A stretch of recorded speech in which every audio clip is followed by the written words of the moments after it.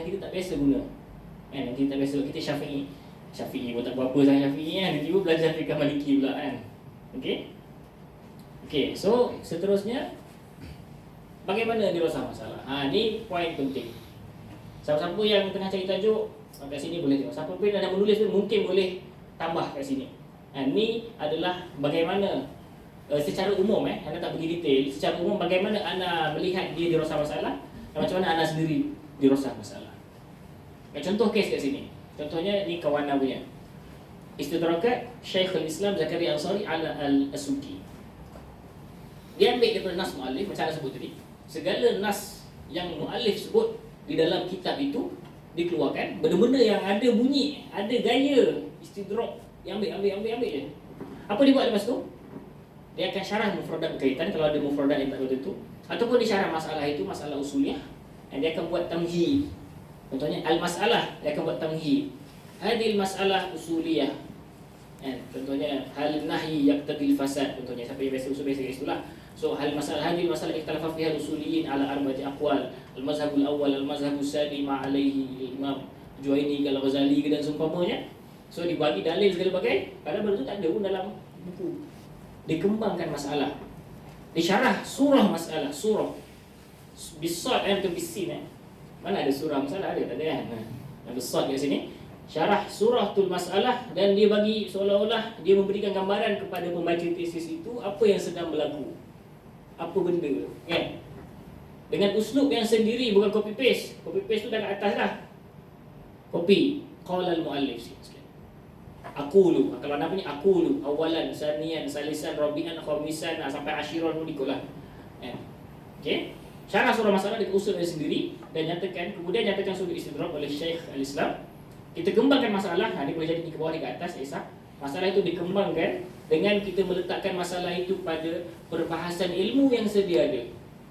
Contoh macam hal nahi yaqtadil fasad, kita ambil buku usul fiqh yang dah, kalau mengelak ni yang maudhu'i yang sekarang ni, kita ambil isu, kita tiru je dia punya manhaj, bagaimana dia study masalah itu, dan kita tampalkan masalah daripada kitab ini supaya kita boleh katakan ini sebahagian daripada dirasah kita. Banyak cara ngelak punya dalam menulis ni. Okey, ada masalah benda tu sebab kita meniru manhaj cara kan.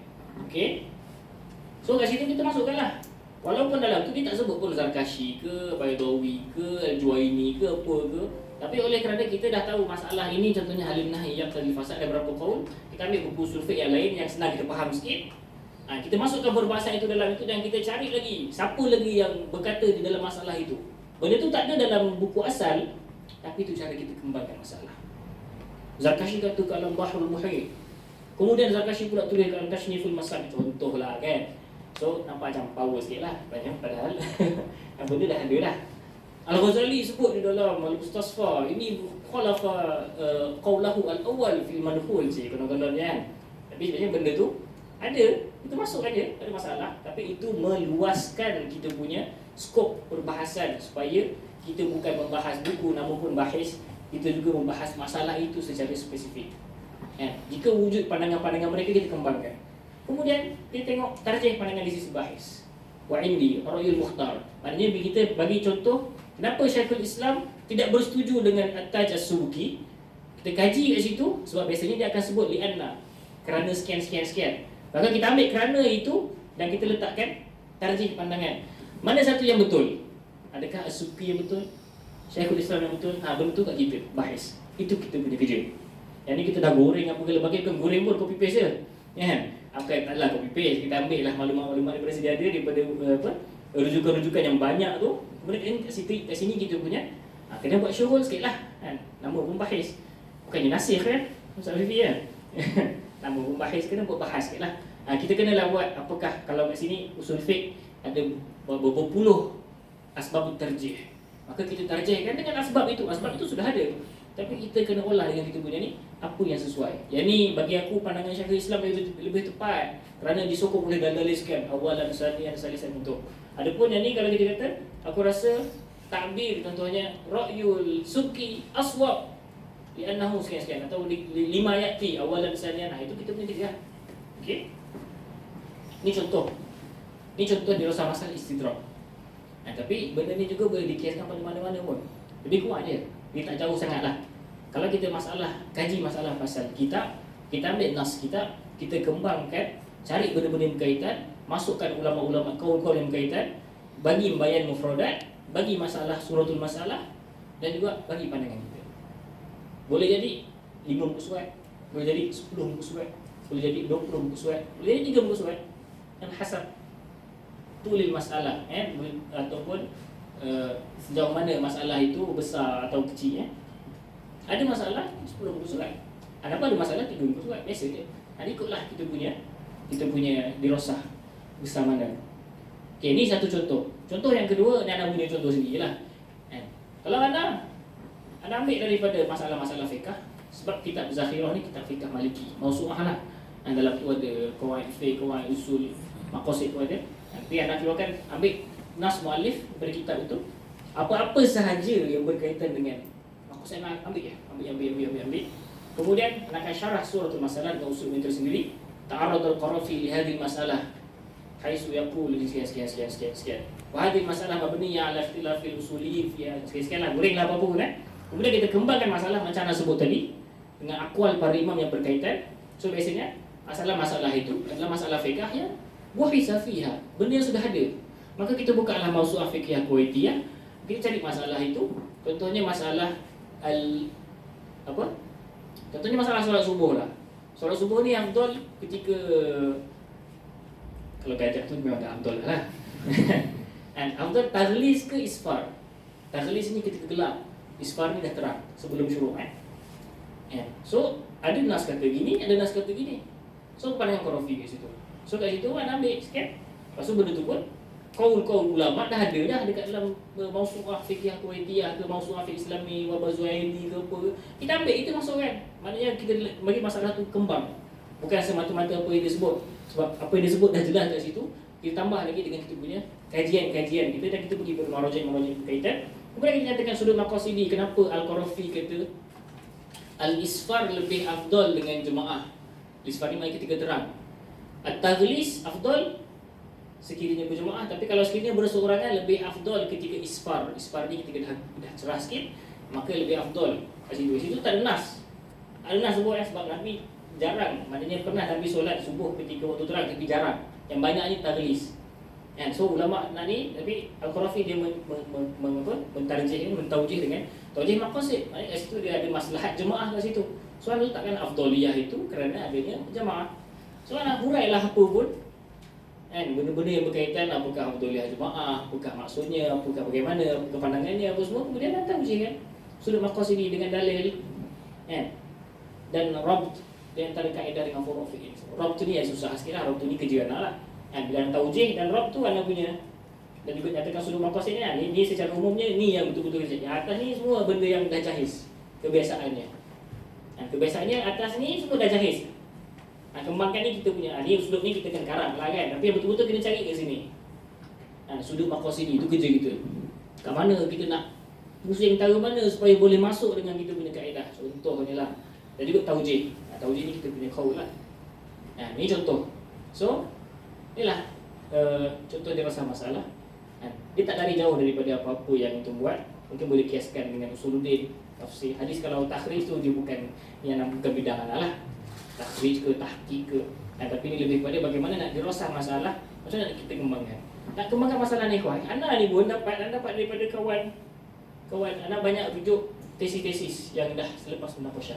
Yang ni anda rujuk tesis Indon, usul fiqh yang dapat Mumtaz dia punya tesis dia.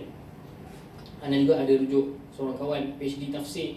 Dia ajar pun study masalah macam ni, satu-satu ayat Quran, tafsirnya, syarahnya macam mana, khilaf ulama, pandangan kau, macam mana kau ni, sekian.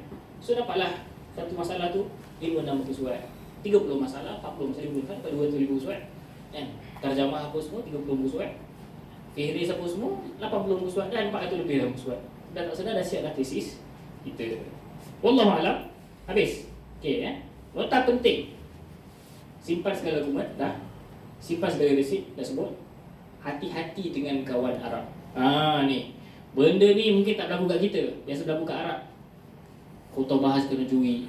Tajuk kena ambil. Dan segala bagainya.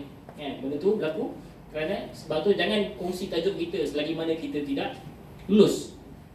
Kongsi kat kawan-kawan Melayu tak apalah, buat sama-sama. Tapi kalau Arab dia cari suara Arab ni bukannya lagi power pada kita pun. Arab ni tara kita je. Kan, jangan rasa rendah diri sangat. Sebab manusia ni semuanya dicipta apa? Dicipta dalam keadaan munafak sama. Maknanya orang yang lulus dia tak ada yang lagi pandai ke lagi tak reti ke. Semuanya kita lebih kuat je. Cuma dia ada kelebihan sebab dia boleh bahasa Arab dan dia duduk sini. Dan juga yang last sekali, bukan last sekali, ini pada awal sekali. Banyakkan doa, minta doa mak ayah, kawan-kawan tawakal dengan kuasa Allah dan redalah pada ketentuan Allah Subhanahu Wa Taala. Ada soalan? Habis, anda punya ni dah habis ya. Anda punya pembentangan. Wa ma taufiqi illa billahi alaihi tawakkaltu wa ilaihi unib. Wallahu a'lam bissawab. Ya, silakan. Assalamualaikum. Waalaikumsalam. Berkenaan dengan tajuk tu, ada kemungkinan selepas kita dah dapat dah disetujui dalam di atas peringkat kuliah tu, peringkat jamiah, kemungkinan ditolak ada tak? Sebab apa? Sebabnya mungkin tak lepas pada yang kita cari tajuk pada universiti tu. Baroah maksudnya. Baroah tu. Baroah kita hanya boleh masuk jamiah selepas selesai baroah. Oh. Maknanya bila kita dah lepas lepas majlis kuliah, kita bukan kena masuk majlis jamiah. Kita kena buat baroah dulu. Bila baroah kita dah selesai, barulah kita hantar ke syuhun kata okey, kau punya ni boleh masuk majlis jamiah. Oh. Maknanya majlis jamiah ni last sekali. Kebiasaannya tak ada masalah. Oh. Melainkan nama kita ni ada blacklist ke apa, itu tak tahu lah. Oh, lepas baroah tu lah. Okay. Lepas baroah tu baru akan masuk jamiah. Oh. So kebiasaannya baroah ni anda tak pernah jumpa lagi lah orang Melayu yang ada masalah, hatta Arab pun.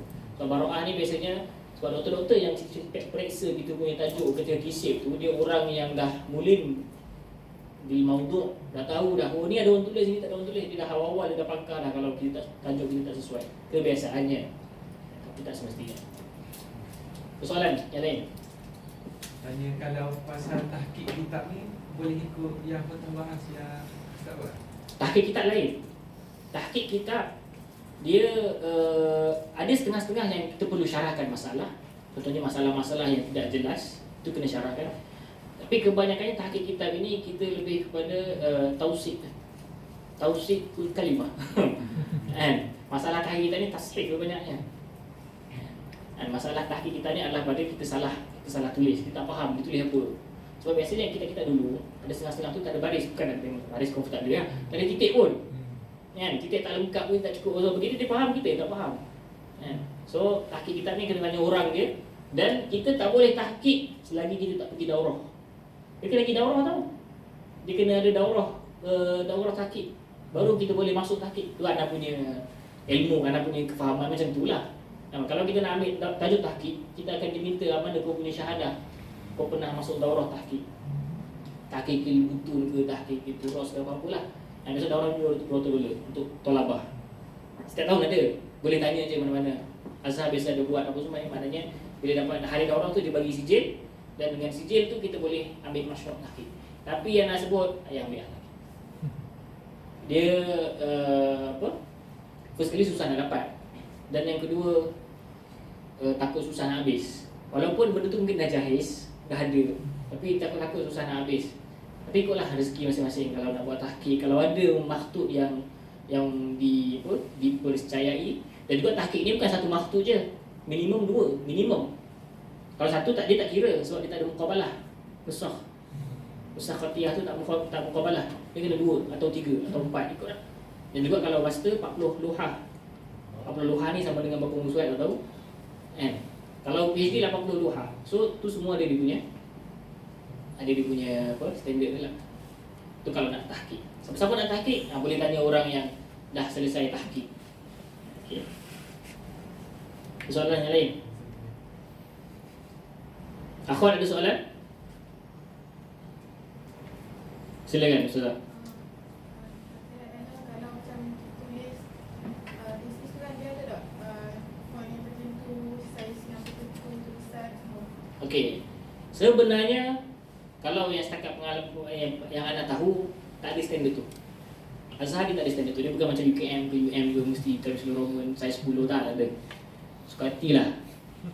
Nombor bahasa Melayu pun tak apa. Nombor tu satu tu kita tak kena tukar, dia tak kisah pun.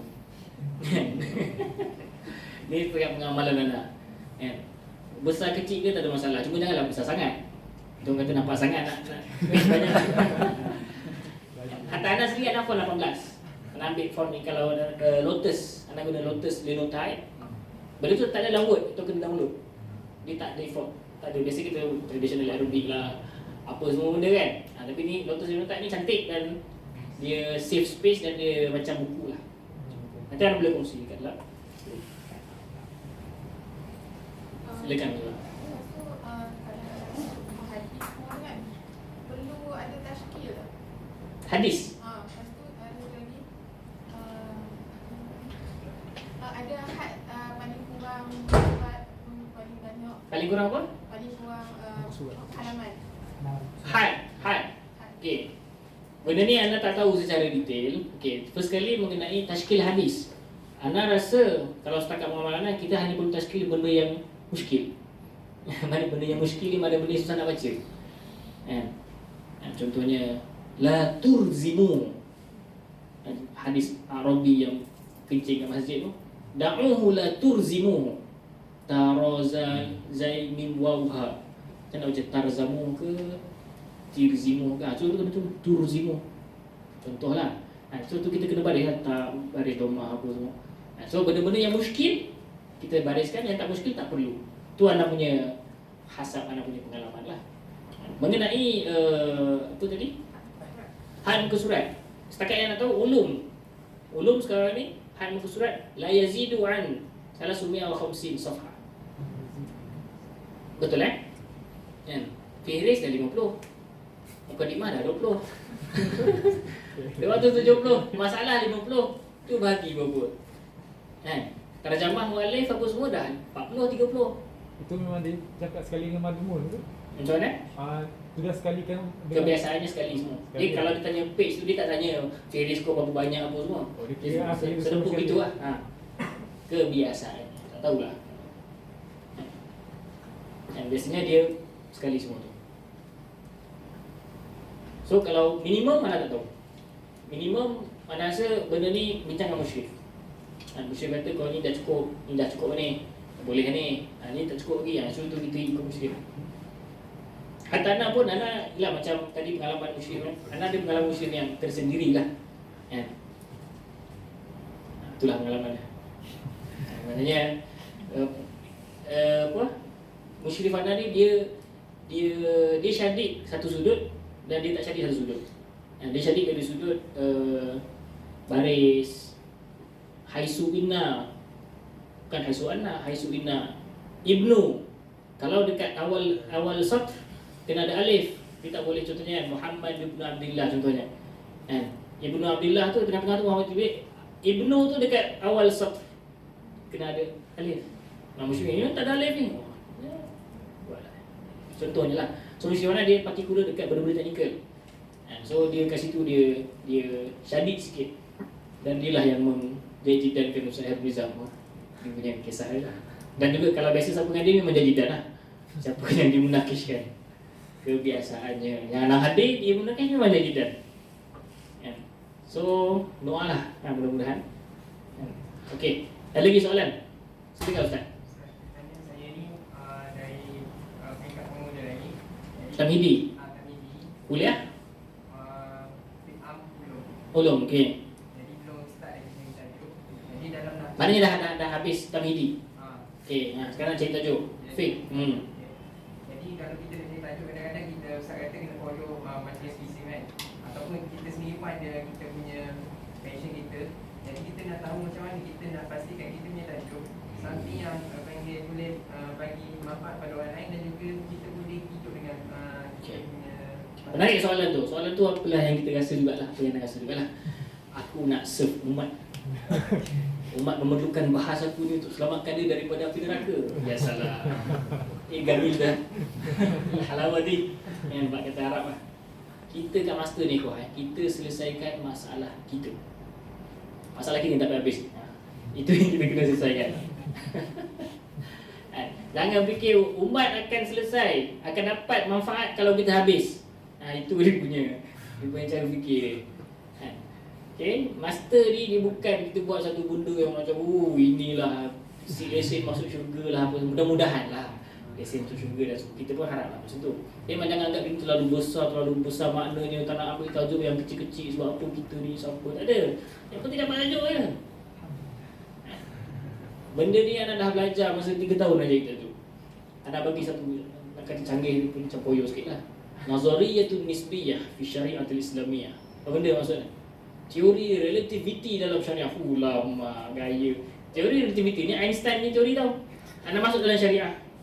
Kan? Rujukan anda Al-Aiz Qawaid Kubra contohnya. Sampai hampir-hampir tolak. Memang kena tolak pun. Mati kena tolak pun. Apa benda ni nasabiyah ke nisabiyah ke macam nak baca? Ada nisbiyah. Tak pernah ada orang memang tak ada pun istilah tu dekat dalam buku syariah yang turas. Yang terbaru ni adalah nisbiyah. Maknanya kejap boleh macam ni, kejap boleh macam ni, kejap boleh macam ni. Ada masalah lah sebenarnya, kan? Tanya bila boleh, bila tak boleh. Anda sebut teori nisbiyah, pam kena tolak terus. Sebab apa? Cara fikir macam tu lah. Nak serve umat. Tajuk yang hebat yang besar tak ada. Buat je. Cari lah tajuk yang ada. Contohnya kalau fiqh ikhtiar fiqhiyah. Ikhtiar fiqhiyah indal imam sekian-sekian. Allati khalafa fiha al-fuqaha wa ghairuhum. Contohnya. So maknanya benda-benda tu dia jangan terlalu kompleks. Kita dapat tajuk sebab apa? Sebab sebenarnya kita sedang belajar lagi cara mengkaji, cara menulis, cara nak buat ayat pun yang tamhid wajib masalah yang bani ala zalik apa semua tafarra'u minha apa-apalah benda-benda macam tu. Ada soalan lagi? Allahumma salli wa sallim wa barik ala sayyidina Muhammad. So jazakumullah khairan kepada semua. Mudah-mudahan sesi yang kedua ini boleh memberi sedikit sebanyak gambaran dan buka ufuk kepada ikhwan dan akhwat dalam mencari tajuk dan dalam dirasa masalah. Kita pastikan kita punya tajuk, kita punya grup kita ini sentiasa makmur dengan persoalan-persoalan supaya boleh bantu.